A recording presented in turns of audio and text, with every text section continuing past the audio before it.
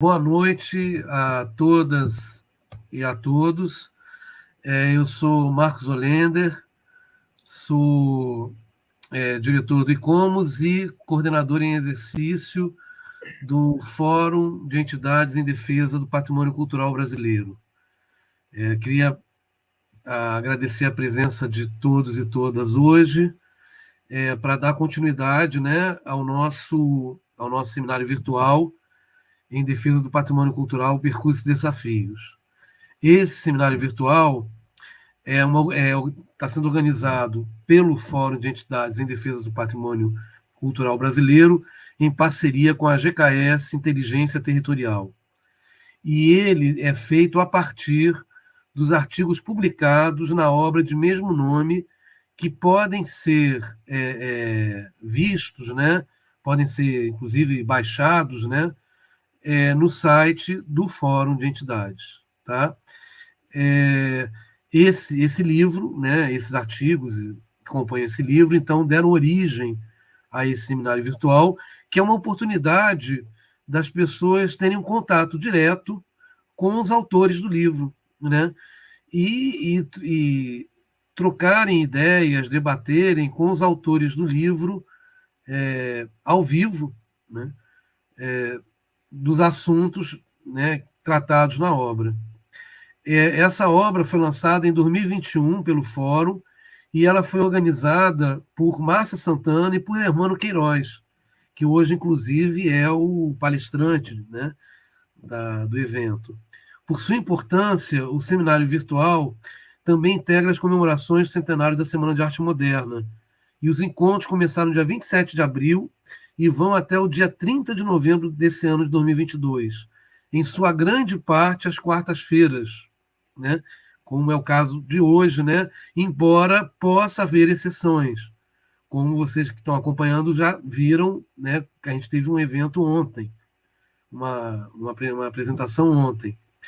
E então, mas geralmente vão ser às quartas-feiras e geralmente em algum horário após as 18h30.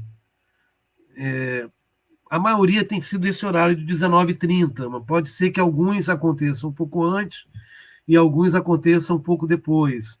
Então, por isso que é sempre bom estar sempre atento à programação, né, que é divulgada periodicamente, né, e reforçada a divulgação na véspera do evento, tá? Então, geralmente às quartas, geralmente de 15 em 15 dias, e geralmente em algum horário após as 18h30. Mas sempre vai haver essa divulgação. Queria agradecer muito, então, hoje é um dia muito especial, porque, como eu falei, hoje é o dia em que vocês vão assistir a palestra do Hermano Guanais, que é uma pessoa envolvida, né, já há bastante tempo com o patrimônio, e também não, dentro do patrimônio com o patrimônio material, né, que comemora esse ano, né, os 20 anos, né, Hermano, né? Comemorou, quer dizer, ano passado, né? 2020. 2020. 2020 comemorou os 20 anos, né, do decreto que cria, né, o instrumento do registro, né, mas a gente já tem mais de 2 décadas desse decreto, e que o Hermano participou ativamente dessa política, sendo até 2020, né, o diretor de patrimônio imaterial do IFAM. Né? Inclusive, a demissão do Hermano foi motivo da gente fazer uma live muito importante, mostrando, né, como a política de desmonte do órgão continuava de forma acelerada, né? E sendo que a demissão dele foi um dos sintomas que a gente pôde mapear como parte dessa política, né? Então, Hermano, a gente já tem, né, um convívio há alguns anos, né? E ele nos brindou, junto com Márcia, com a organização desse livro, e esse ano nos procurou também, junto com Márcia, né, mas com a idealização desse seminário, Então, realmente, hoje é um dia muito especial. É o dia que vocês estão assistindo, né, a palestra de uma pessoa que é fundamental para a gente estar aqui hoje, para a gente estar realizando essa iniciativa. Né? E por isso a gente quer agradecer muito ao irmão, não só por procurar a gente para viabilizar esse seminário virtual a partir do livro, mas por ter sido, junto com Márcia, um dos organizadores do livro, que se vocês puderem, quem não ainda não conhece, puder conhecer, é de uma fundamental importância nos estudos do patrimônio, o livro em defesa do patrimônio cultural. Então, eu convido a todos que não conhecem ainda a entrar no site para conhecer e ler o livro, artigos fundamentais, fundamentais. E é isso. Eu estou muito feliz de estar aqui com o irmão, estou muito feliz de estar aqui com a Inês Virgínia. A Inês, ela é desembargadora do Tribunal Regional Federal da Terceira Região, né? Que a gente conhece muito pela sigla, né? TRF3, no caso, e mestre em doutora em Direito e autora do livro Direito ao do Patrimônio Cultural Brasileiro. Ou seja, é uma das poucas juristas, profissionais do direito, infelizmente uma das poucas ainda, né, Inês, envolvidas diretamente com a preservação do patrimônio cultural. Temos muito poucos, né? A gente estava conversando sobre isso antes né, de abrir ao vivo aqui. Infelizmente, a gente tem muitos poucos ainda envolvidos, mas felizmente a gente pode contar com uma dessas pessoas, você, aqui hoje, nos brindando com a sua presença, mediando essa live de hoje. Muito, muito obrigado por ter aceito o convite e estar aqui hoje com a gente. Eu vou, sem mais delongas, só queria falar mais uma coisa. Reforçar, ontem a gente colocou isso no chat, a gente está dando para todos aqueles que quiserem e precisarem certificado por cada evento desses que a pessoa assiste, tá? E aqueles que quiserem e que assistirem também a mais de 75% dos eventos, também tem direito a ter um certificado do seminário como um todo. Tem que ter no mínimo 75% de presença. Para isso, é só preencher a cada evento, e isso vai denotar a presença no evento, um formulário que já deve estar, o que vai ser colocado, está aqui, ó, link para o certificado. Já está na página, no chat de vocês, que é um formulário Google. Então, a cada evento, acessar esse formulário e preencher, tá, gente? E aí tem direito ao certificado do dia, e aqueles que participarem, né, assistirem a mais de 75% das lives, vão ter direito ao certificado de todo o seminário. Tá bom? Era só isso. De novo, agradecer muitíssimo a presença do organizador e viabilizador do livro, né, junto com o Márcio Santana e do evento Hermano, né, e da nossa convidada também, a mediadora, a Inês Virgínia, e deixar para que interessa, que é a palavra para os dois. Inês, muito obrigado. Excelente apresentação hoje.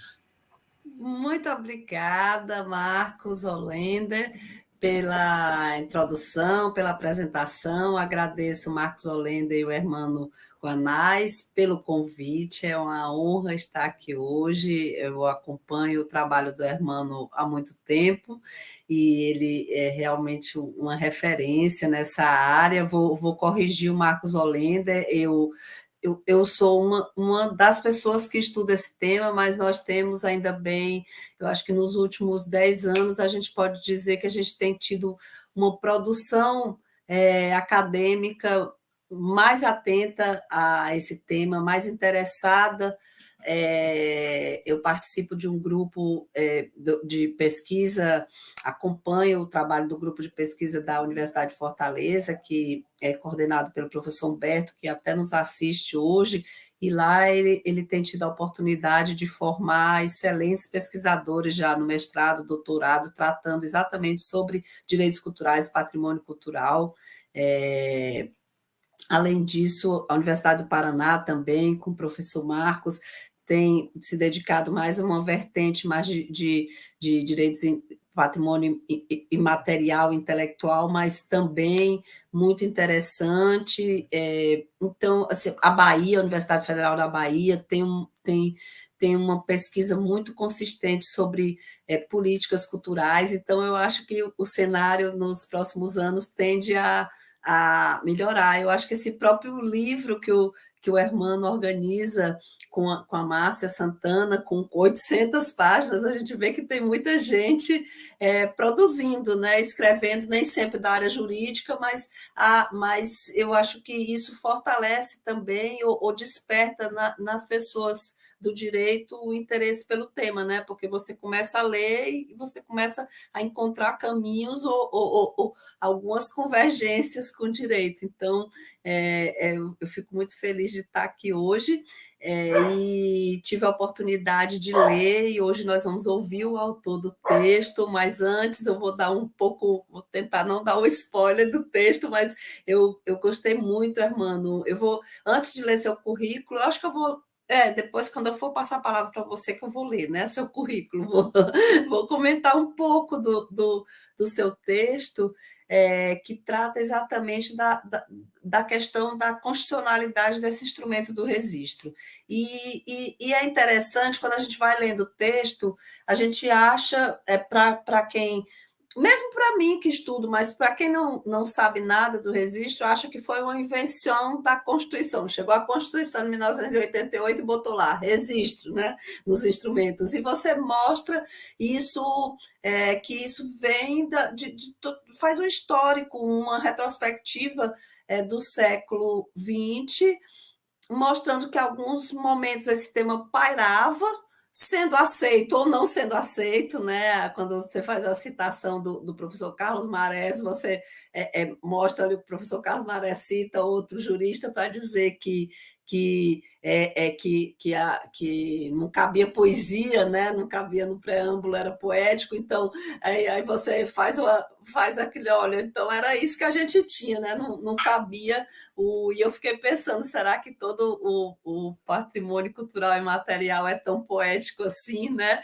Mas você coloca isso, então isso pairava no universo também jurídico, mas nem sempre como algo que estava pronto para incorporar. Ao mesmo tempo, quando a gente estuda, e eu achei interessante, quando a gente estuda a Semana de Arte Moderna, e você passa pelos 100 anos, não deixa de passar pelos 100 anos, pela Semana de Arte Moderna, e quando a gente pensa também no decreto, né, 25 de 37, havia ali uma semente que nunca encontrou espaço, ou que tinha mais dificuldade de encontrar espaço no direito, assim, no concreto, né?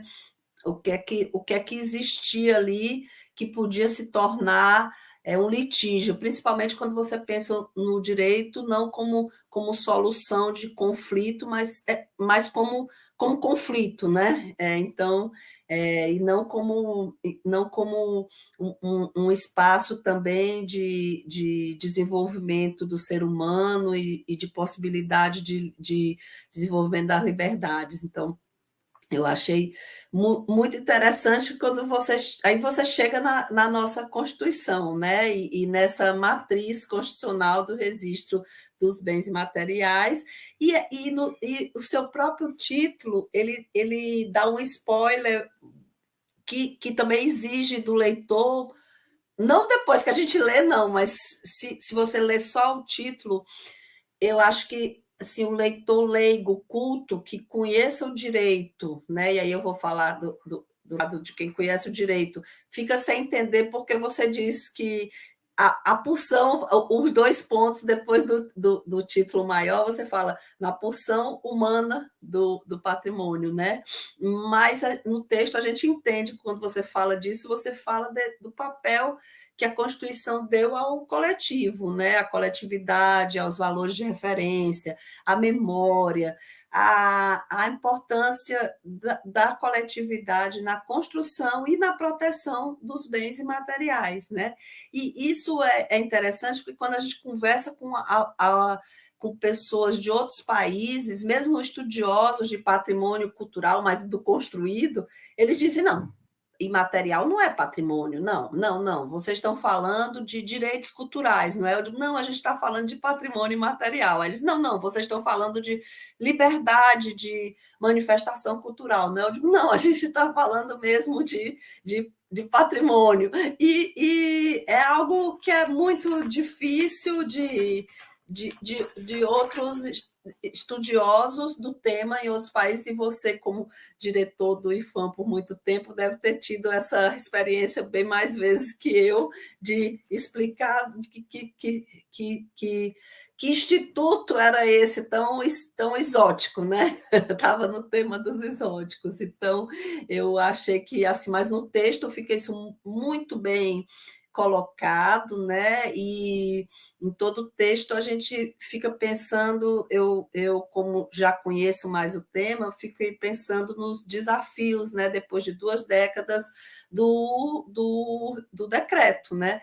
3351 e do que é colocado por você, que não só conhece o decreto como estudioso, mas por que é alguém que viveu o decreto e que teve que implementar esse decreto todos os dias, vendo as dificuldades, né? Vendo que quando muitas vezes, que é bonito a gente falar muitas vezes, ai, há um espaço para diversidade, e alguns patrimônios são totalmente.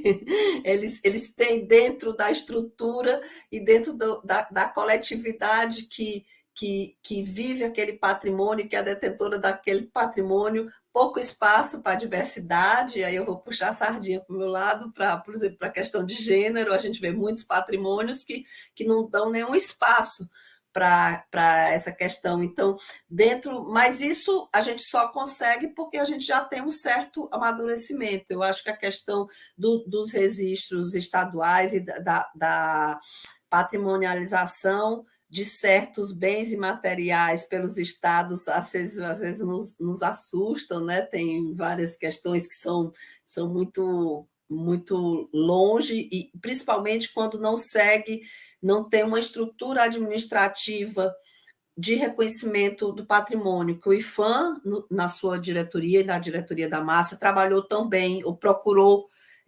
deixar isso tão bem estruturado, né? De todos os estudos, de inventário, de participação da sociedade, de respeito não só os termos do decreto, mas o que a coletividade detentora daquele patrimônio queria.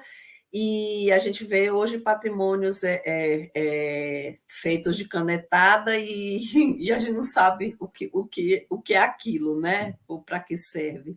Então, eu acho que eu digo que foi isso que me despertou, assim, que me encantou no seu texto. A gente sai com vontade de saber mais, mas a gente vê que é um texto muito bem pensado por quem tem o privilégio de ter essas duas visões, né? Uma visão acadêmica, mas também a visão prática, e a visão prática muitas vezes empobrece a visão acadêmica, e no seu artigo não tem isso, ainda bem, mas é um desafio você escrever sobre o que você trabalha, porque eu acho que, como diretor, muitas vezes você deve ter dito, olha, isso aqui não, isso aqui dá para a gente defender em tese, mas na prática, não. Na prática, vamos mais devagar, porque a gente não tem espaço para isso tudo. Então, esse é um grande desafio, e você conseguiu superar isso na sua escrita. Então, fica aqui logo de pronto o meu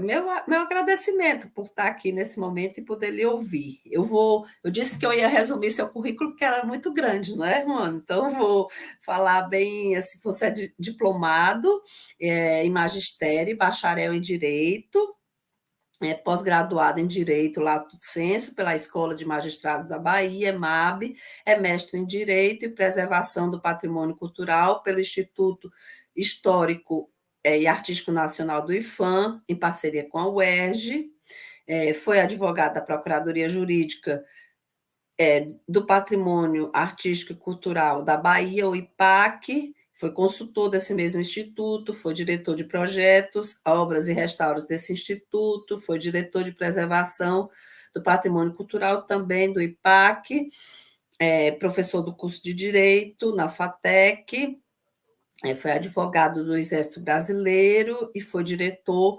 do Departamento de Patrimônio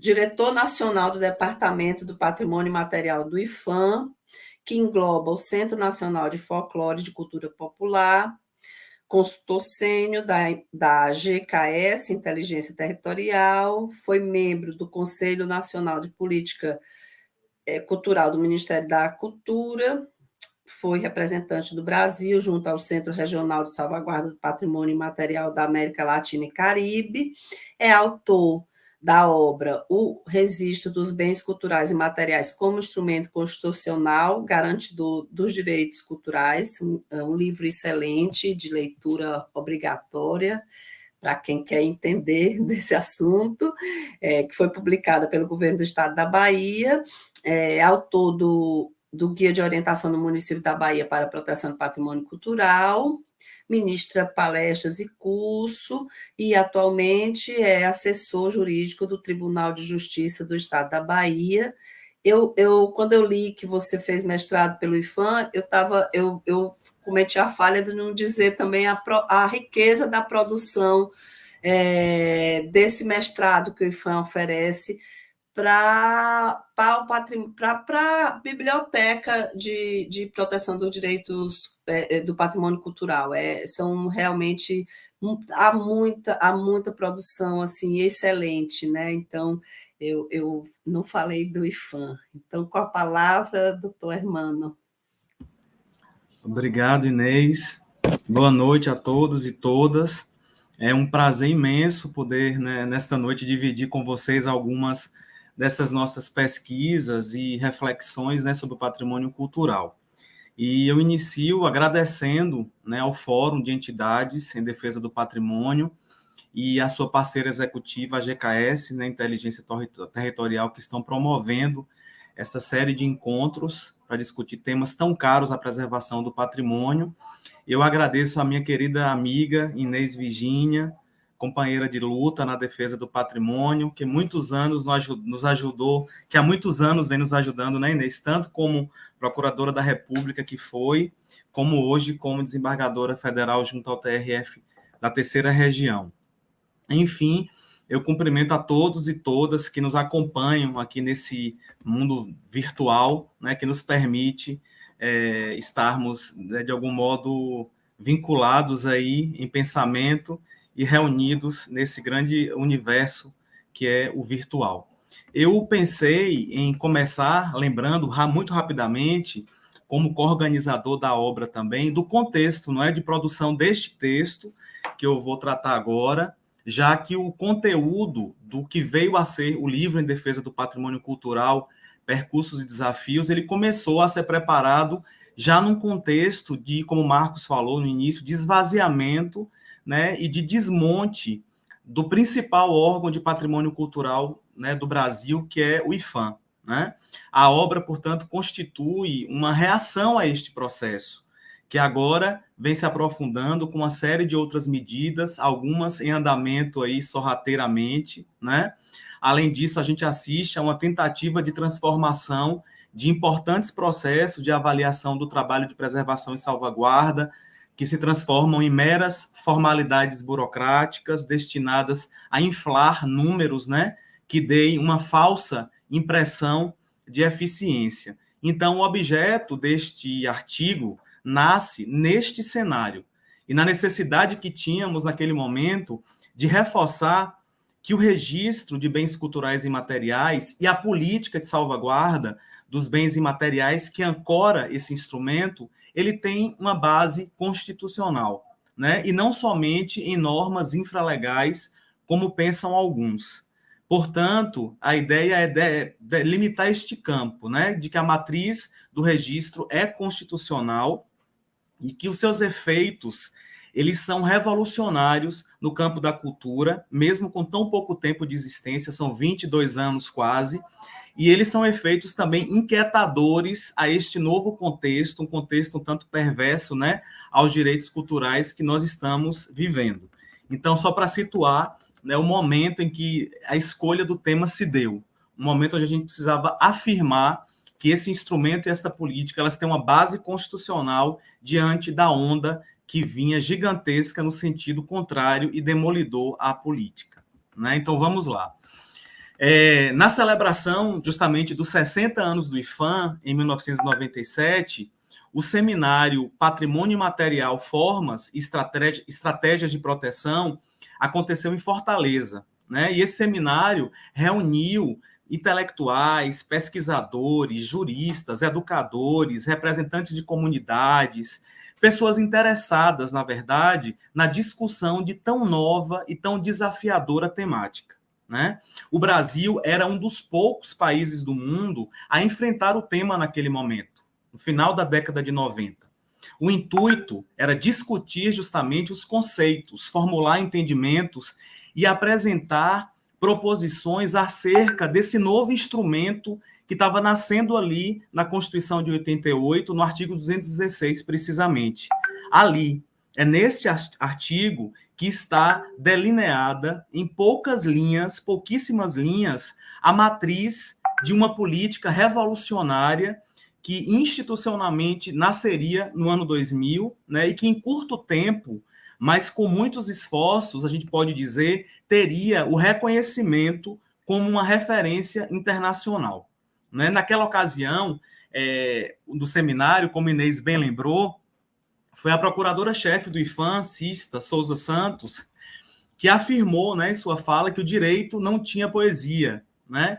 E aí o palestrante do momento, Carlos Frederico Marés, a partir daquela colocação, ele endossou, ele disse a verdade, o direito não tem poesia. E aí ele fala, mas está na hora da gente colocar poesia dentro do direito. E aí ele prosseguiu, lembrando, né, e dizendo que se a gente lembrar, na década de 50, né, um jurista chamado Sampaio Dória, ele analisando a Constituição de 1946, que introduzia um texto de proteção ao patrimônio cultural, ele chamou aquela introdução do texto de poesia. E aí questionou, declamar tal coisa num texto que deve definir, né, os destinos de uma nação não seria pilhéria? E aí isto é o que de fato pensava o jurista na década de 50, e assim era a lei na década de 50, e aí imagine 30, quando o IPHAN então é criado. Então, nesse contexto apontado por Marés, 1950, numa ordem jurídica em que o direito de propriedade privada prevalecia como absoluto, o único instituto jurídico que se mantinha à margem dessa concepção antipoética era precisamente o Decreto-Lei 25 de 37, que é o decreto que institui o tombamento, né, dos bens materiais, né, e que significou uma verdadeira revolução dentro do direito.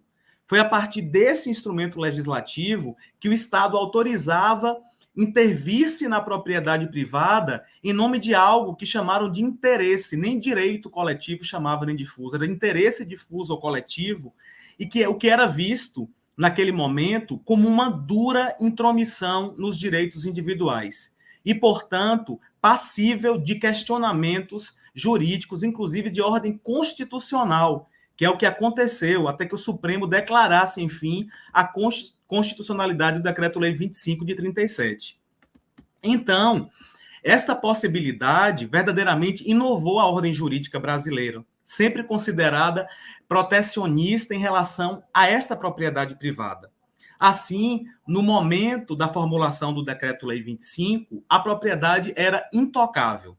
Entendimento que, se a gente for perceber, se estende até os dias atuais, mas que já que encontrou logo em seguida um freio na Constituição de 34, né? Uma Constituição que foi inspirada nos modelos das Constituições de Weimar e a Constituição do México, né? E que impôs a observância à função social da propriedade como uma obrigação constitucional.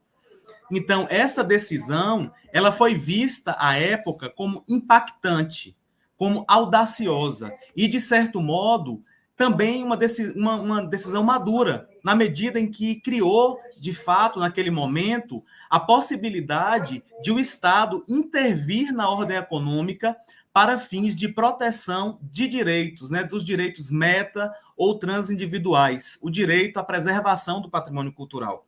Então, na verdade, o Decreto-Lei 25 considera que é patrimônio histórico e artístico nacional aquilo que o Estado reconhece, por sua importância, por sua relevância ou por sua significância. E aí, portanto, inclui nos livros de tombo. Isto que é patrimônio histórico e artístico. Ao Estado foi conferido o poder de decidir o que era patrimônio histórico e artístico a partir de quê? De um trabalho de seleção daqueles bens dentro da cultura que fossem mais representativos da cultura de seu povo. Né? É a lógica do sistema de 30, que prossegue nos anos 40, 50, 60 e paulatinamente vai sendo modificada na década de 70 e especialmente nos anos 80, a partir da evolução dos sistemas jurídicos constitucionais e das próprias ciências sociais que já influenciavam o campo do patrimônio no Brasil desde a década de 50. Né? Daí em diante, começa-se, então, a incorporar a ideia, finalmente, né, a duras penas, como a gente diz, a ideia de que existe mais coisa do que o direito individual de propriedade e que as pessoas que são titulares de direito não precisam ser individuais para tê-los. Assim como também se amplia a concepção sobre quais bens integram a noção de patrimônio histórico e artístico. E aí, foi a partir daí que se firmou uma compreensão inclusiva no sentido de que este não é um direito individual do Estado de falar com o povo ou com as pessoas pertencentes ao povo, mas é um direito do próprio povo, um direito de todos, das várias etnias e dos vários grupos formadores da sociedade em seu aspecto coletivo ou difuso, justamente de dizer quais são as suas referências culturais, de dizer o que é patrimônio e como esse patrimônio deve ser preservado. Então, a Constituição passa a discutir que o direito de ter os bens culturais preservados, inclusive as formas de expressão, né, os modos de criar, fazer e viver, assim como os bens ambientais, eles pertencem a todos os povos, a todos os grupos sociais e comunidades formadoras da sociedade brasileira. E isso porque foram inúmeros os movimentos surgidos desde a criação da Unesco no pós-guerra, que influenciou aí o desenvolvimento de estudos relacionados à cultura popular, ao folclore, não é? As próprias referências culturais em seguida. Mas a Constituição Federal não teria nascido tão madura e tão sofisticada neste capítulo da cultura se ela não bebesse na fonte desses movimentos sociais e políticos e em experiências institucionais que foram exitosas aí durante essas 4 décadas anterior à Constituinte, né? Como vimos em lives anteriores com Maria Laura, por exemplo, Cavalcante, o papel dos folcloristas, por exemplo, é muito posto de lado. Não é? Embora Mário de Andrade seja identificado como quem primeiro pensou o patrimônio de uma maneira para além do pedra e cal, com a inclusão das manifestações da cultura popular, há que se reconhecer o papel importantíssimo da campanha, da comissão e dos movimentos aí em defesa do folclore, né, que estão hoje reunidos na figura do Centro Nacional de Folclore e Cultura Popular, que é uma unidade especial do IFAM. Então, até os anos 70, o IFAM ficou silenciado com relação a estas propostas de Mário de Andrade, né? E neste intervalo, quem de fato atuou, quem atuou de fato foram os folcloristas, inclusive criando comissões estaduais para estudar esse tipo de patrimônio. Eles realizaram congressos para discutir temáticas e difundir a ideia de valorização das culturas populares por meio de documentação desse patrimônio, um patrimônio que estava centrado nas pessoas, portanto, o repositório era o ser humano e se precisava, havia uma preocupação com a criação de um suporte para reter essas memórias humanas que a gente acaba levando quando migra para um outro plano, e aí é um bem que é muito sensível, que precisa, de fato, né, de uma documentação. Eles passam a constituir acervos, a apoiar e fomentar as mais diversas práticas culturais e, especialmente, a promoção do artesanato de tradição cultural, não é? Isso tudo no momento anterior à Constituinte, década de 50, 60. Nos anos de 1930, a gente falando dos folcloristas, é preciso mencionar, até como baiano que sou, que o baiano Edson Carneiro, que é de uma importância gigantesca para os estudos do folclore, ele já organizava e realizava, na década de 30, em Salvador e Recife, congressos afro-brasileiros para discutir o papel do negro na sociedade brasileira, oportunizando, inclusive, Inês, a mães e pais de santo falarem de sua própria história, não especialistas, né? Um contexto em que a capoeira era criminalizada, em que as religiões de matriz africana eram perseguidas. Em plena década de 30, Edson Carneiro, já à frente de seu tempo e com uma coragem enorme, já enfrentava a discussão desses temas, né? Em 60, ele organiza no Rio de Janeiro um congresso sobre o samba, cujas conclusões que estão lá na Carta do Samba reverberaram na contemporaneidade no que se entende por salvaguarda. Este conceito que depois a Unesco, na década de 90 e 2000, começa a trabalhar.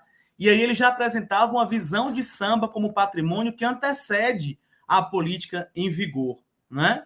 E aí, de outro lado, como também já tratado nas lives anteriores, por Cecília Londres, por Zoe, Célia Corsino, a gestão, né, Aloísio Magalhães no IFAM, marcou o campo do patrimônio cultural, e depois vocês vão ver como influenciou a Constituinte, porque justamente deu início a uma política de preservação inclusiva e participativa, né, em que já concebia os sujeitos sociais, as pessoas, como essenciais aos processos de identificação e de apoio à continuidade de bens culturais.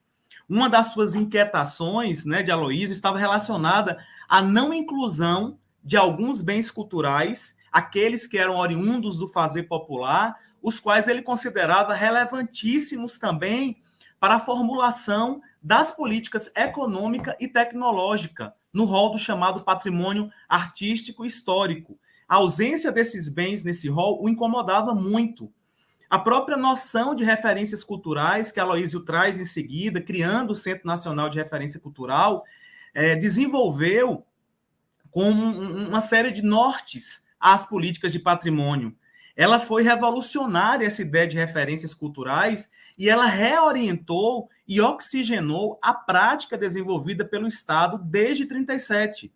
E por que eu digo que revolucionou? Porque ela estava toda voltada para representações que configuram uma identidade de uma região para os seus habitantes, observando-se a dinâmica cultural ali existente, observando-se a forma de utilização e ocupação de territórios, o uso e a valorização dos recursos, os modos de viver, os fazeres, os saberes, as crenças e os hábitos das comunidades. Quer dizer, o papel de destaque dado aos grupos sociais e as comunidades é uma marca fundamental do modo como Aloysio concebe o patrimônio e foi fundamental para o novo texto constitucional e para a formulação dos princípios e diretrizes da política que foi então criada no ano de 2000.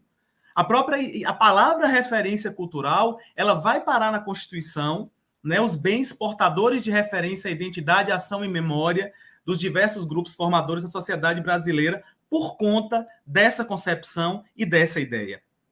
Então, com a característica de trabalhar por projetos, né, nesse mesmo contexto aí, de 70 para 80, início de 80, é criada a Fundação Nacional Pro Memória, né, que é o braço executivo do IPHAN, sobretudo para trabalhar essas temáticas que o IPHAN ainda se recusava um pouco, até tinha dificuldade de trabalhar, né, mais contemporâneas e mais linkadas à diversidade, e que essa fundação teve como missão buscar justamente entender como as várias culturas vinculadas a grupos étnicos espalhados pelo território nacional, como é que eles participaram da construção da sociedade brasileira e também conhecer esse vasto patrimônio, esse patrimônio de grupos que continuava, na verdade, no anonimato quase absoluto por não integrar o rol das belas artes, né, ou da alta cultura.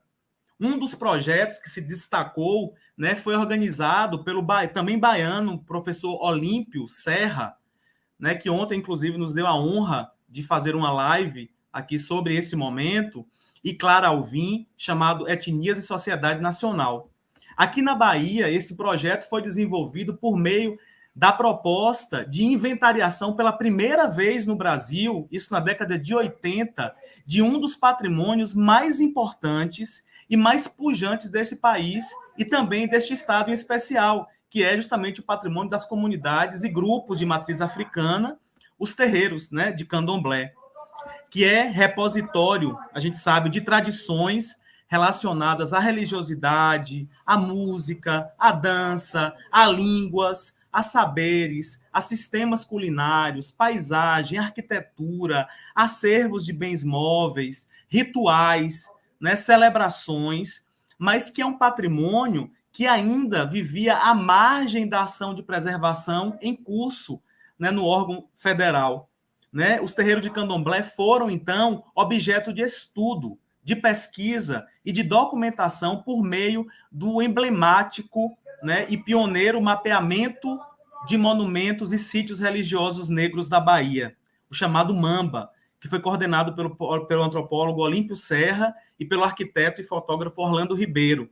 Então, foi esta uma ação exemplar que já no seu título quebra a ideia de que apenas templos religiosos, né, de matriz católica, herdeiros, né, de importantes períodos históricos, podiam ser reconhecidos como patrimônio e até entendidos como monumentos. Daí o nome monumento, mapeamento dos monumentos e sítios religiosos negros da Bahia, né? Então, essa iniciativa teve o mérito de ser pensada e executada com um olhar interdisciplinar. E a gente faz um paralelo com a política do imaterial agora, você vai ver como, de fato, ela é criada em 2000 e ela é uma síntese desses processos que eu estou fazendo questão de narrar, porque vocês vão fazendo os encontros entre o que nós temos hoje e o que tentava se fazer e se fazia com toda dificuldade naquele momento. Então, esta equipe do MAMBA, ela já era formada por historiadores, por antropólogos, por arquitetos e propunham um constante diálogo e parceria, inclusive, com o próprio município de Salvador, com o estado da Bahia, né, com setores diversos da sociedade, com lideranças religiosas e movimentos sociais negros, né, os quais, naquele contexto, que aí é a redemocratização do país, reivindicavam o reconhecimento da participação e da importância do negro na história do Brasil. E aí, como a professora Márcia Santana ressalta, o patrimônio cultural, ele surge, ele emerge aí neste momento como esse espaço de afirmação política, cultural e social para os afro-brasileiros. Então, todas essas experiências e discussões amadurecidas, né, refletiram na Constituição de 88, apontando o quê? A possibilidade de se pensar a preservação não apenas pelo viés da materialidade, dos vetores, né, dos valores e dos critérios consagrados, mas por meio de outros processos, né, de outros valores e abordagens. E mais, a experiência exitosa de aproximação do Estado com a comunidade foi uma das principais conquistas. Significou, em realidade, um entendimento, em certa medida, avançado para a época, né, de que não havia mais sentido que as coisas, que os objetos, que os bens móveis e imóveis continuassem sendo protagonistas do patrimônio. Como bem defendeu o nosso querido professor Piano Bezerra de Menezes, ao afirmar que a norma constitucional de 88 ela resolveu finalmente um problema demográfico que afligia nosso campo desde 37. Aí ele diz que é a ausência de pessoas, a ausência do humano no patrimônio. Daí porque tratarmos no título de que o registro e a política do imaterial, ele não só trouxe poesia para o direito, ele trouxe o humano para o direito. A porção humana, a partir do momento em que na Constituição diz que o poder público, com a colaboração da comunidade, é que deve promover e proteger o patrimônio cultural. Pois bem, uma pergunta que sempre me intrigou, né, nesses estudos, porque praticamente não existia uma resposta fácil ou, digamos que, sistematizada, é de onde veio a ideia do registro e esse nome desse instituto jurídico destinado, então, aos bens imateriais. E é sobre isso que vamos falar um pouco agora, né? A literatura, ela até então produzida, ela sobre a construção, né, constitucional da ideia de patrimônio material, ela não aponta muito claramente a gênese do Instituto do Registro, entendido oficialmente como instrumento adequado aos bens imateriais, desde lá de Fortaleza, né, desde 37, que isso já foi colocado, vocês vão ver como. Vale dizer, depois de 5 décadas, né, do silêncio legislativo sobre a preservação dos bens intangíveis, de 30 a 80, final da década de 80, a primeira norma brasileira que trata do assunto com a especialidade, inclusive, foi a Constituição de 88, né, o que foi uma conquista bastante avançada, mas muito dura e muito árdua, né? Muito se questiona se ficou a cargo do legislador infraconstitucional e até mesmo dos técnicos, né, da administração pública, por seus órgãos, a construção e a eleição de qual instrumento seria, né, adequado à dimensão do patrimônio, ou se, na verdade, o registro ele já nasceu na Constituição predestinado à salvaguarda dos bens imateriais, porque já existia o tombamento, já existiam os inventários, a desapropriação, e o registro surge exatamente no momento e no artigo da Constituição que prevê a proteção à dimensão imaterial, demonstrando a intencionalidade em direcionar já o registro à salvaguarda dessa dimensão do patrimônio. Os textos que dissertam sobre a incorporação da dimensão imaterial na Constituição, até hoje, né, eles corretamente destacam o trabalho da Fundação Nacional Pro Memória, como eu bem falei, né, na construção desta nova noção de patrimônio, mas, contudo, não fazem uma menção aos estudos que foram empreendidos no âmbito aqui do Instituto do Patrimônio Artístico e Cultural da Bahia, por um grupo de estudiosos do patrimônio cultural. Esse grupo era composto por Ordep Serra, por Paulo Ormindo de Azevedo, Mário Mendonça de Oliveira, Rosário Carvalho, coordenado por Márcia Santana, e também um grupo de juristas, Paulo Damasceno, Carlos Amorim, Luiz Viana Queiroz, que eram juristas já que se apaixonavam pelo campo do patrimônio e que aí criaram naquele momento um projeto denominado Projeto Legislação. Foi a partir e além deste importante trabalho, inspirado no ambiente da Constituinte de 88, que este grupo pensou pela primeira vez na elaboração de novos instrumentos legais de preservação do patrimônio no âmbito do Estado da Bahia, para além do tombamento. E aí eles trouxeram 2 figuras, que foi a figura do espaço preservado e do chamado registro especial. Este, sim, para a dimensão imaterial do patrimônio. Isso em 86 e 87. E essa iniciativa, ela reverbera como na Constituição de 88, né? Com a participação de um desses intelectuais e defensores do patrimônio, que é o professor Paulo Ormindo de Azevedo, que é convidado para integrar a Comissão de Cultura.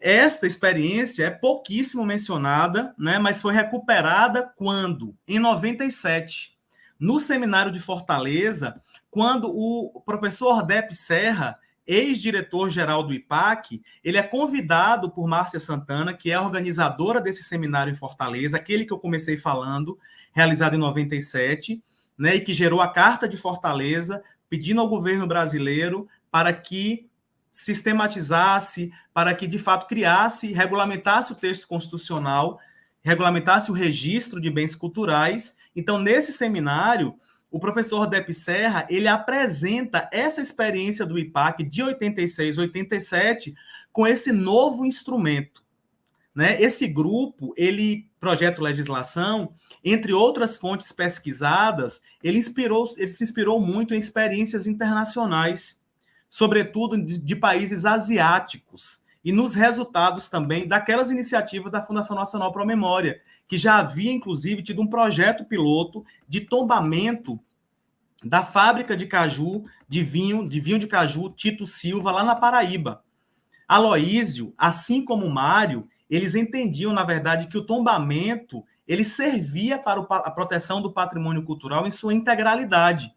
E foi por isso que ele tentou realizar a proteção do saber fazer vinho de caju, entendendo que o tombamento asseguraria a continuidade deste modo tradicional de fazer, o que infelizmente não logrou sucesso. Restou apenas a manutenção do imóvel em que funcionou a fábrica e que aí ficou como um testemunho material daquela história. Afora isso, o IPHAN recebia pedidos diversos de tombamento, como da viola de coxo, como da corda do Círio de Nazaré, entre outros elementos materiais, quando, em realidade, o pedido ele almejava a preservação dos saberes, dos conhecimentos, de celebrações, de expressões culturais que integravam, então, esta chamada dimensão imaterial do patrimônio cultural. E tal discussão foi retomada, então, em 1997, né, por Ordep, e aí confirma, de fato, a tese.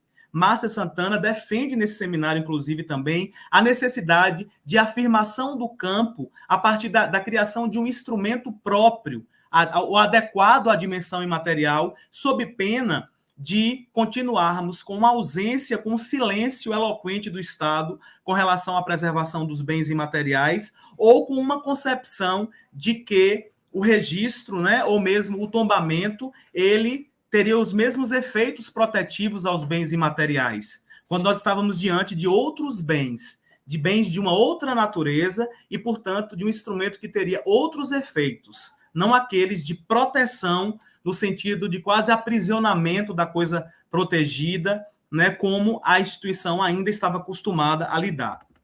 Então, esse grupo de estudiosos da Bahia foi fundamental, né, para esse processo, e que aí, então, o instrumento vai parar no texto constitucional. E é lá que está dito que o Estado, né, que o poder público promoverá e protegerá o patrimônio cultural, e aí nomina os instrumentos, e dentre eles o registro dos bens imateriais, né? Vale dizer, no Brasil, o tratamento oficial da dimensão imaterial do patrimônio cultural, bem como a sua bipartição, né, nessas duas dimensões, a material e imaterial, e a própria criação do registro, se deram, de fato, com a promulgação da Constituição, primeira no mundo a tratar desse assunto.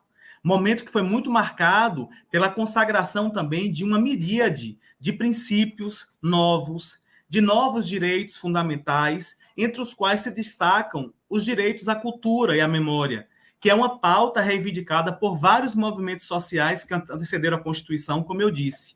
E aí houve um considerável esforço, né, a efetiva proteção do patrimônio cultural por meio da ampliação dos instrumentos, né, que eu falei aqui, aí incluindo também a vigilância e a introdução de uma cláusula aberta, denominada outras formas de acautelamento e preservação, justamente para as hipóteses em que a proteção do patrimônio não se dá em harmonia com o objeto específico de cada instrumento que a Constituição trouxe. Então, entre as muitas contribuições, a Constituição de 88 ela se destacou por justamente introduzir no campo do patrimônio cultural a figura da comunidade como protagonista das ações de preservação, ou seja, coloca os seres humanos no centro dos variados processos, desde a identificação dos bens culturais, no reconhecimento e, sobretudo, na preservação, na valorização desse patrimônio. E isso aí, a gente está na final da década de 80, a Constituição nasce tão sofisticada assim, inclusive, apenas 16 anos depois da Convenção do Patrimônio Mundial da Unesco e da própria proeminência em nível global dos aspectos materiais de preservação do patrimônio, o que aponta aí o grau, né, de sofisticação das discussões feitas no âmbito da Constituinte no Brasil. Boa parte dessa qualidade do texto constitucional é resultado do desempenho central, Inês, de servidores públicos comprometidos do campo do patrimônio, que viveram essas experiências e que estavam nos corredores do Congresso, técnicos, especialistas, detentores de bens, que conheciam profundamente o campo, a partir, inclusive, de vivências e práticas, e que ajudaram a redigir o texto da Constituição, artigo 215 e 216. Então, o Brasil tinha uma experiência enorme em programas de valorização da cultura popular, do folclore, no campo das referências culturais. E aí buscava-se, aqui e em outros países, uma definição inclusiva no campo do patrimônio cultural. A expressão cultura e suas categorias, né, patrimônio cultural, histórico, artístico e etc., vão parar na Constituição, e aí, pioneiramente, a expressão também direitos culturais passa a povoar o texto constitucional em variados momentos, desde a fixação de competências legislativas e administrativas a princípios, né, e políticas públicas. Então, a Constituição passou a ser chamada a Constituição da Cultura, tamanha a sua preocupação com os assuntos relacionados ao tema, né? A natureza constitucional da cultura e todo o prestígio fruído por esse tema na Carta Magna demonstram que a proteção ao patrimônio cultural está situada entre valores relevantes, não é isso? Então, um dos maiores pontos de destaque com o advento da Carta de Outubro relaciona-se justamente à tessitura constitucional e conceitual conferido ao patrimônio brasileiro e aos instrumentos de tutela. Foi o novo texto que estabeleceu a democratização da gestão pública da cultura, não é isso? Esse anseio de participação social, né, que a gente vive até hoje, agora mais ainda, ele esteve presente desde aqueles momentos lá em que a Aloysio protagonizou aqueles episódios que eu trouxe aqui à tona com vocês, mas na própria Constituinte, Otávio Elísio, né, durante as reuniões para o texto constitucional, ele disse, né, a estratégia política de preservação do patrimônio histórico ainda é alguma coisa autoritária, é de cima para baixo, que desconhece que naquela cidade vivem pessoas que não podem se sentir, aí ele diz, não podem se sentir como eu me senti quando criança e jovem lá vivendo, como uma peça de museu. Um lugar onde você não vive e não convive com a coisa que é sua. Eu não vejo outro jeito de se preservar um patrimônio sem que a população participe de modo efetivo desse ato de preservação. Esta é uma fala de um dos constituintes lá naquele momento. Então, diversos documentos assinados, né, que foram encaminhados, inclusive da ABA, Associação Brasileira de Antropologia, que é assinado, inclusive, pelo professor Antônio Augusto Arantes, diz, né, que os processos culturais são essencialmente dinâmicos e possuem forte sentido conjuntural. Por esta razão, toda ação governamental na área cultural deve se fundamentar na ampla participação da sociedade civil. E aí, Augusto Arantes, que foi ex-diretor, né, do DPI, Departamento de Patrimônio Imaterial, quando da sua fundação, e também presidente do IFAM, ele resume o olhar cuidadoso dos estudos antropológicos da cultura a partir disso. Né? Da mesma forma, o Mamba, que amplia, né? Aí Arthur da Távola também pretendeu, com várias intervenções, alertar sobre a necessidade de que, finalmente, a preservação do patrimônio cultural fosse entendida como responsabilidade de todos e dever do Estado. Entretanto, seu intento maior era retirar, né, nas falas dele, sempre a carga excessiva e até de poderes e compartilhar o dever-poder de preservação com todos, né? Então, a Constituição traz essas duas novidades. A primeira, né, de que o poder público se respalde, ele diz, né, que é uma ideia que ele naquele momento concebe, que a ideia de que o poder público se respalde em conselhos representativos da sociedade civil, né, porque ele fala que, na verdade, a cultura envolve o conhecimento especializado, que não está no todo, né, nas mãos do poder público. E segundo, a sociedade civil, principalmente as comunidades, elas devem estar no centro. Ninguém mais do que essas pessoas conhecem a sua cultura, né? Então, todos esses desejos, todos esses movimentos, essas discussões, elas, de certo modo, ganham corpo na Constituição, né? E aí, o registro, portanto, é esse instrumento concretizador do direito ao patrimônio cultural. E aí, portanto, ele deve garantir uma construção hermenêutica que dê vazão a essas expectativas dos sujeitos culturais, que são justamente os detentores, né, os produtores de bens culturais e da própria sociedade, né, como destinatários da norma constitucional e também como autores históricos desse patrimônio, né? Esses sujeitos, que a gente chama de detentores e produtores, têm utilizado o registro de forma muito ampla, né, demonstrando, de certo modo, acreditar que esse instrumento foi criado pela Constituição não somente para identificar, para reconhecer, né, mas, sobretudo, para valorizar, para salvaguardar esses bens e também na ideia de que esse instrumento ele garante uma busca pela proteção dos direitos culturais que estão associados a essas práticas e a esses bens culturais. Então, nessa parte final, é sobre isso que eu vou falar,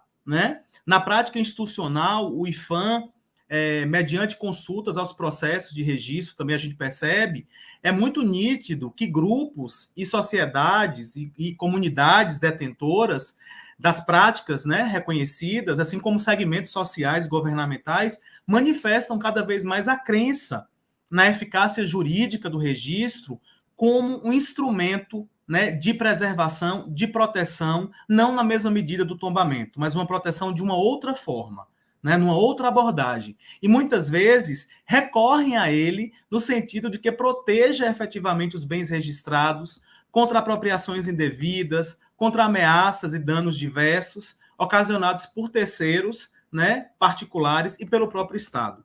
Então, essa crença manifestada pelos produtores e detentores quanto à eficácia do registro não é no sentido de criação de obrigações de fazer e não fazer para a própria comunidade, né? Uma vez que esta dimensão humana do patrimônio não permite este tipo de conduta interventiva do Estado na dinâmica do bem cultural. Há, em realidade, um desejo profundo de que o registro produza efeitos perante terceiros, particulares ou Estado, né, que queiram ou, de fato, se apropriem de conhecimentos, de objetos, de artefatos, imagens, conhecimentos que são reconhecidos como patrimônio cultural. E, na prática, nós já vivenciamos experiências inúmeras, né, de tentativas ou mesmo de apropriação, e, inclusive, o próprio licenciamento ambiental é uma demonstração da obrigação, né, que todo esse conjunto de normas gera para o particular, a partir do momento em que há uma submissão, né, de projetos aí ao órgão de patrimônio de empreendimentos.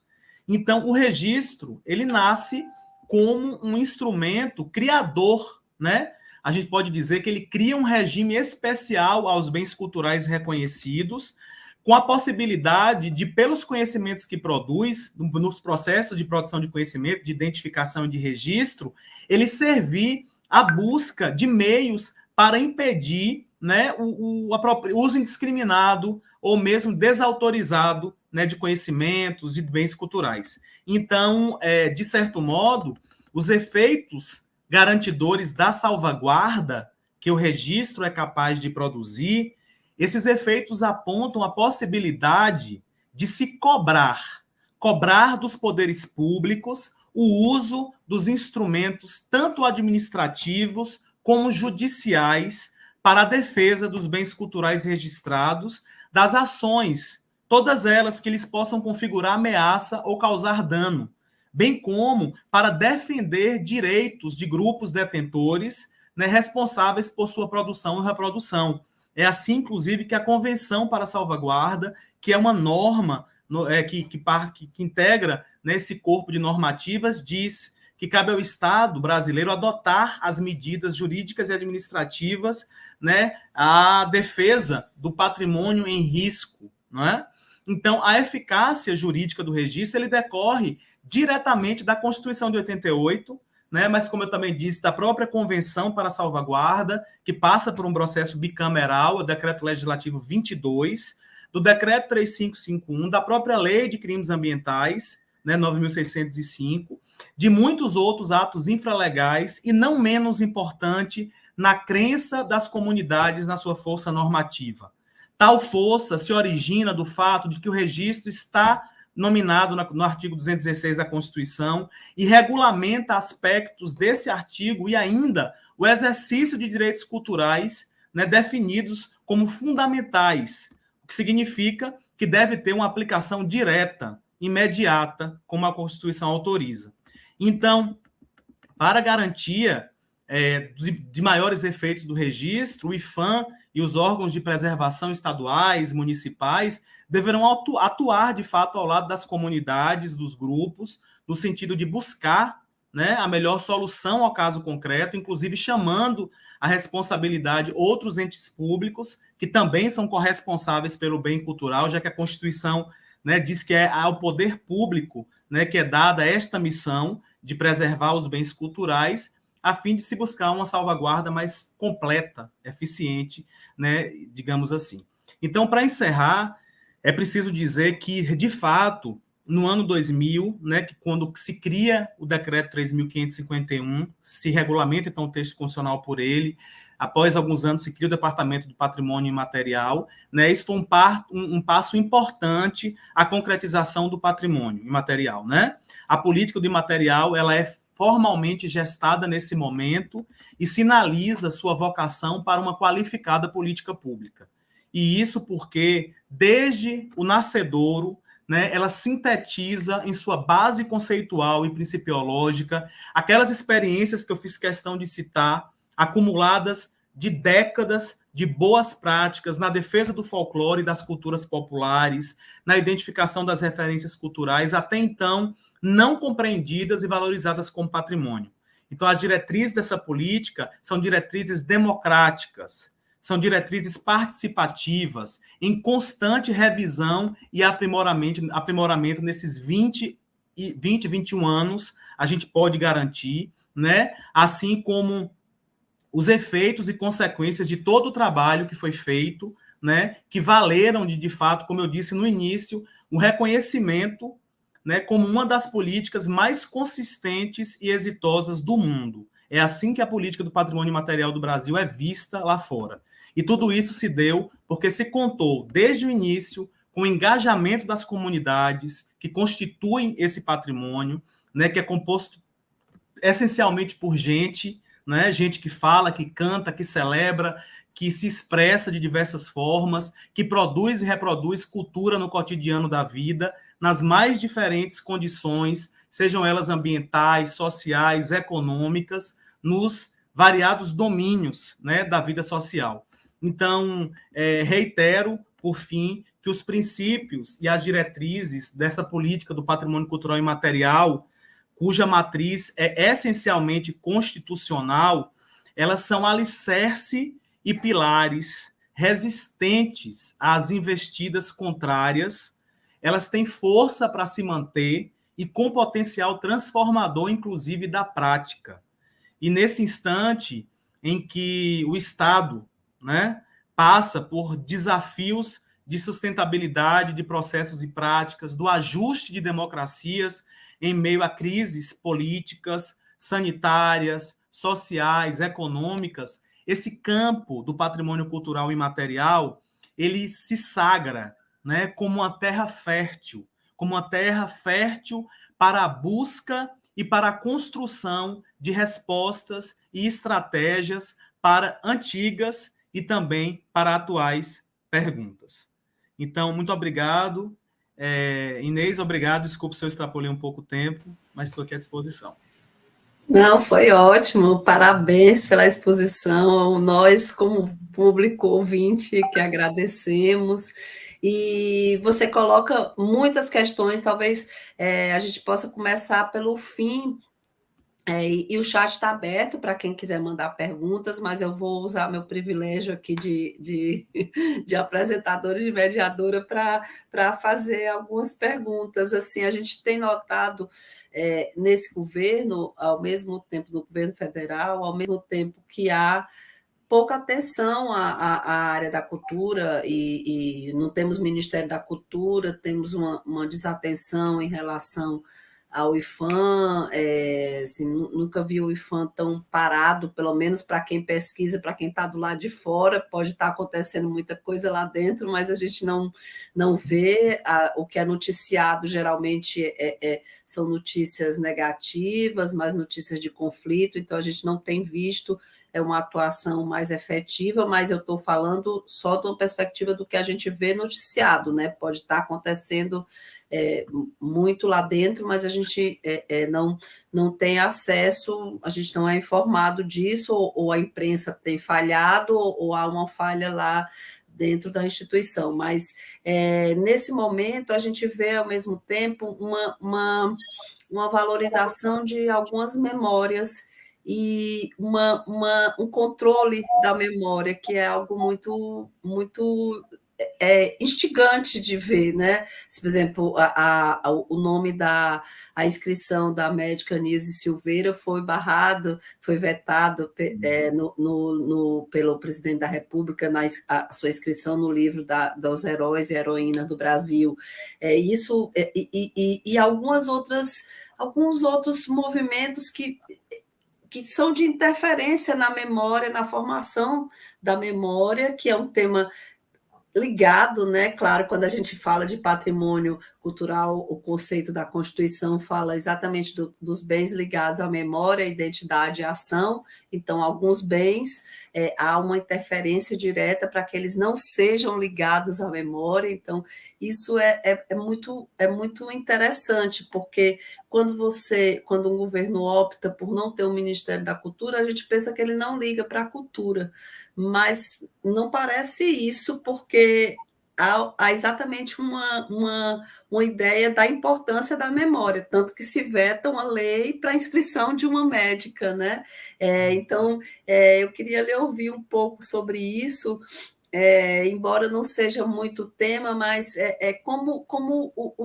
eu queria saber qual a dependência do registro e dessa confiança que a coletividade tem na estrutura administrativa para que seu bem tenha um reconhecimento, se isso tem interferência ou se a própria Constituição, no seu ver, já resolve essa questão, não passa o administrativo, a administração, aí no caso o IPHAN, para o registro dos bens no âmbito federal, é um veículo que fica mais isento, que é mais técnico. Como você vê essa questão?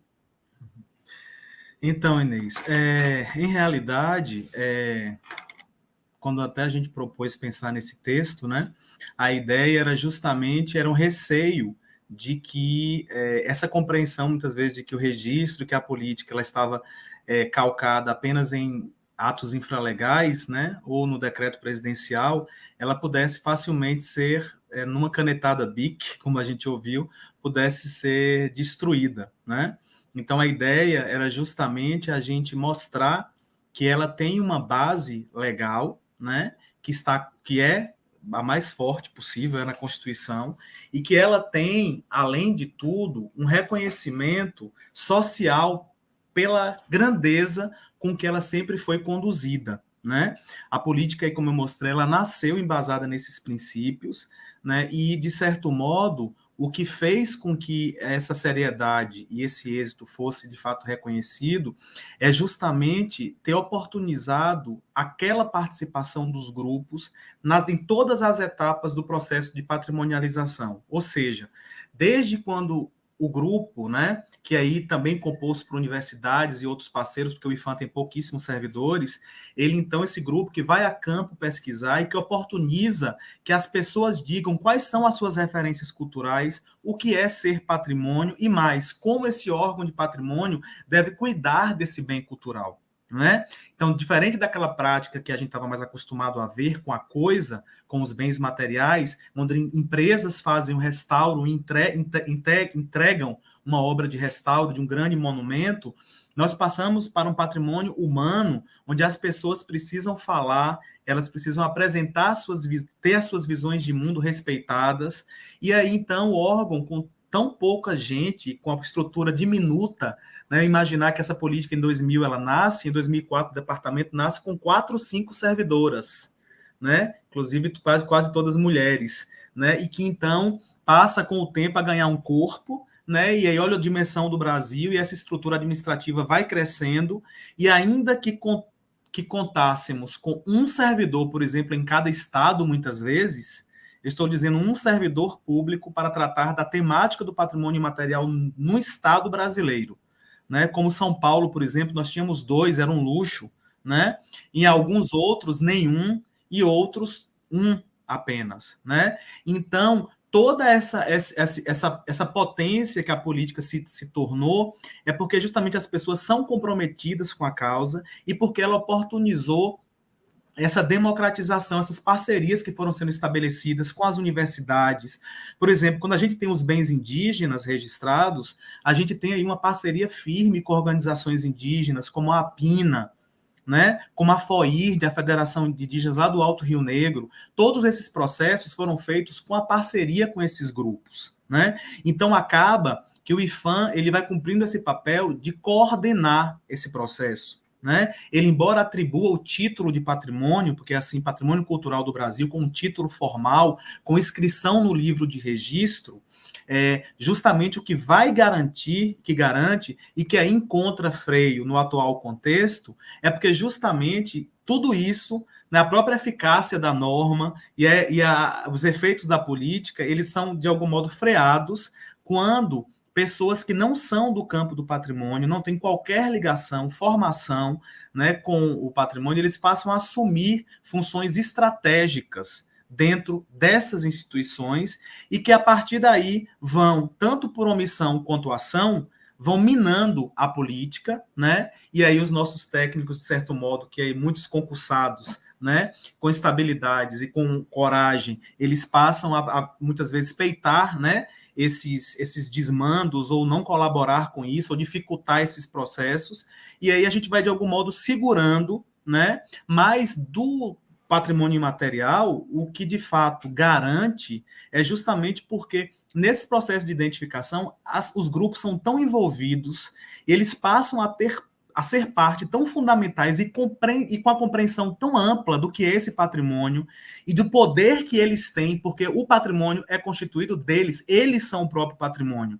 Então, diferente de uma casa que você pode mandar destruir, passar por cima, derrubar um bem móvel ou imóvel, o patrimônio humano, que é o patrimônio imaterial, você vê que o IPHAN, na década de 30, ele escolheu não trabalhar com o imaterial. Né? O imaterial se mantém, as culturas populares se mantêm, elas são fortes, são firmes.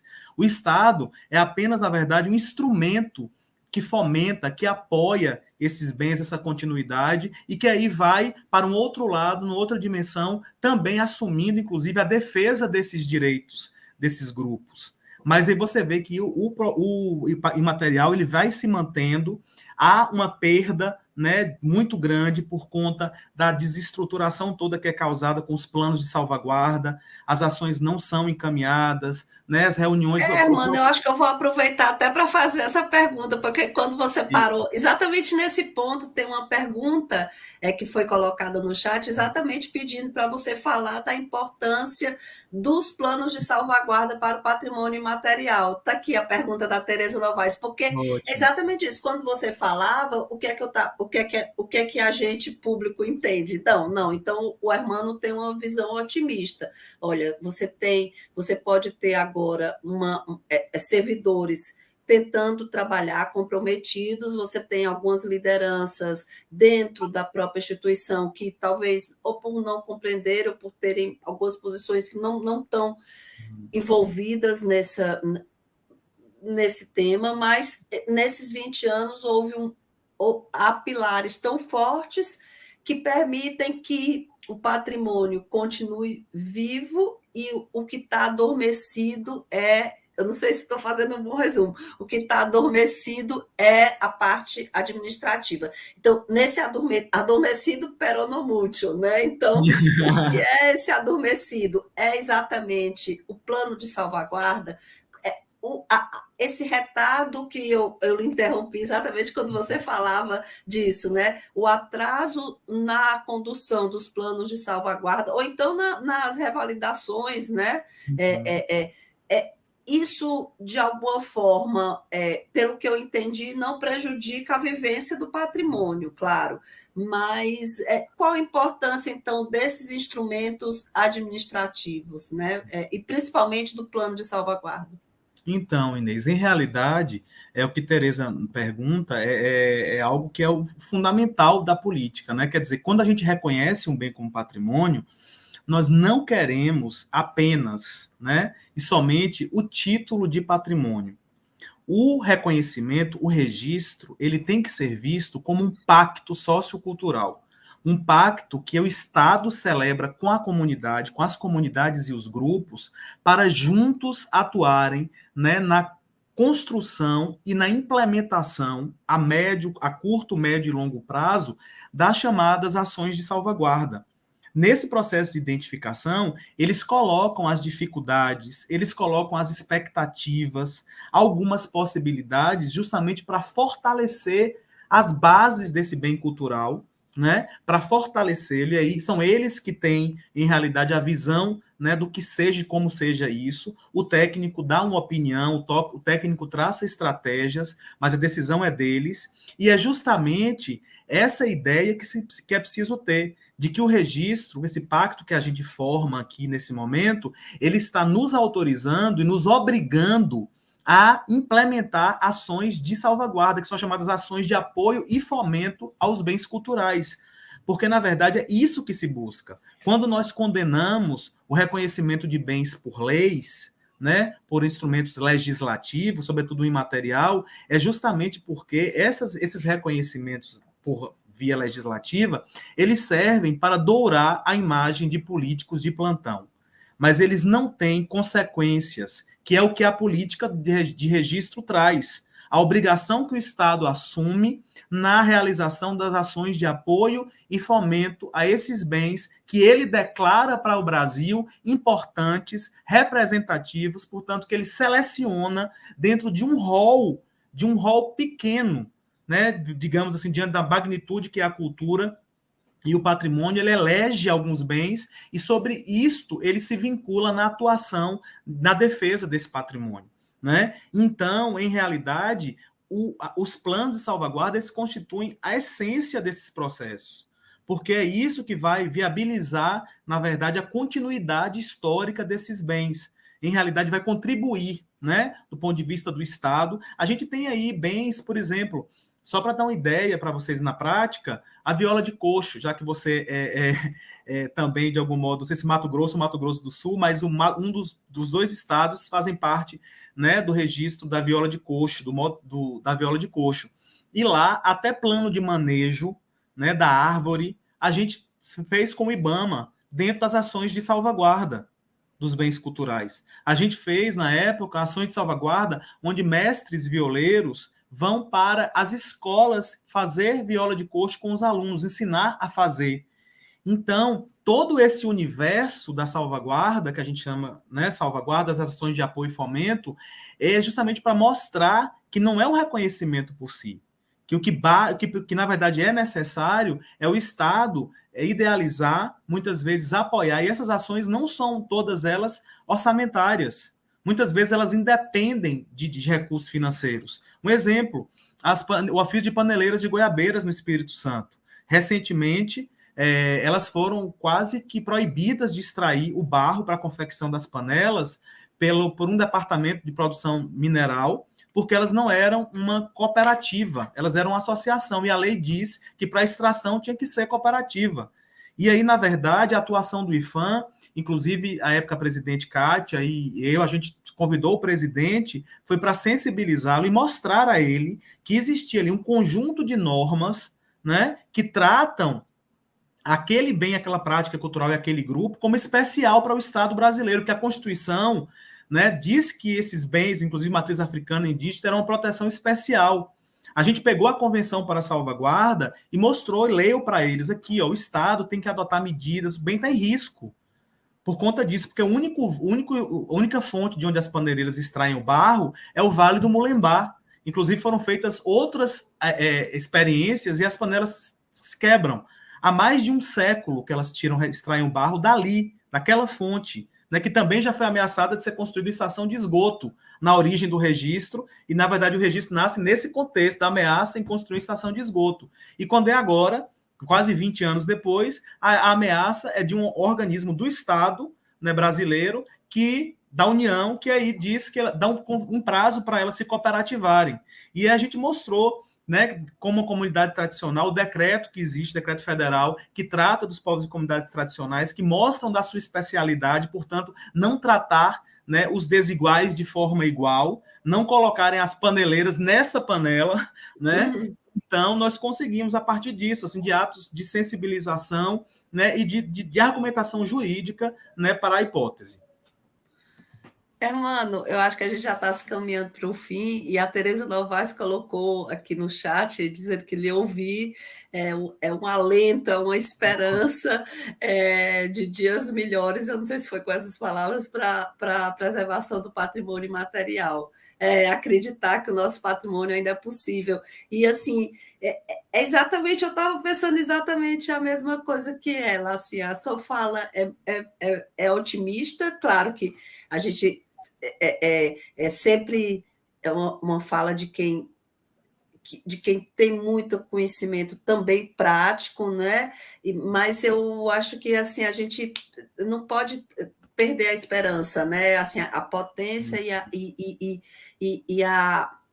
o patrimônio imaterial é a nossa identidade, é uma riqueza que chega a todas as populações, que faz as populações mais vulneráveis esquecerem da sua vulnerabilidade, né? E também eu acho que eu tenho falado sempre isso, assim, repetidamente, da importância da gente valorizar os servidores do IPHAN que lutam diuturnamente para fazer seu trabalho. Assim, eu acho que a gente tem que ver nesse corpo aí de servidores um esforço imenso para nesse período que a gente vê de maior tensão e de certo desmantelo de algumas instituições, principalmente ligadas à cultura, um corpo de servidor tentando, de alguma forma, salvar e sobreviver e chegar a mais adiante, né?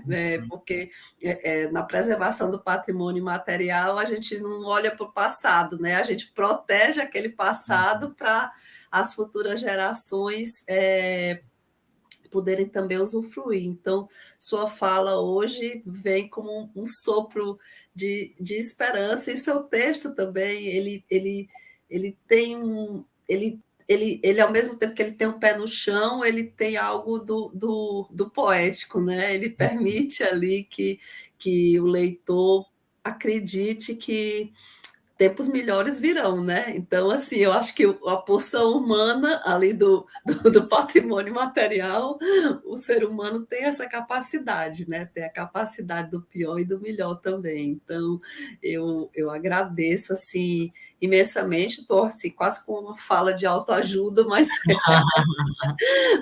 foi muito bom e em defesa do patrimônio, essa série de encontros tem sido uma oportunidade da gente conhecer melhor a matéria, para quem não conhece, para quem conhece, refletir mais sobre.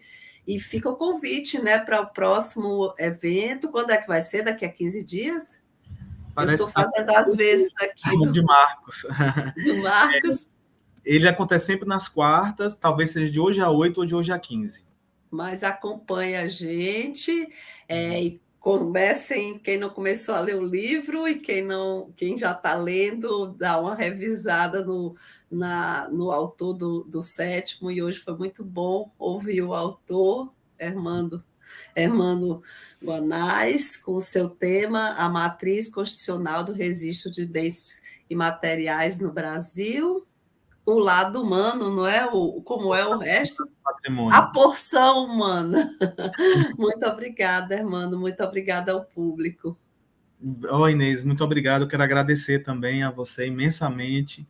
É um prazer ter você também ao nosso lado aí como uma estudiosa. O seu currículo foi muito diminuído, na leitura foi diminuída, mas Inês tem uma trajetória enorme.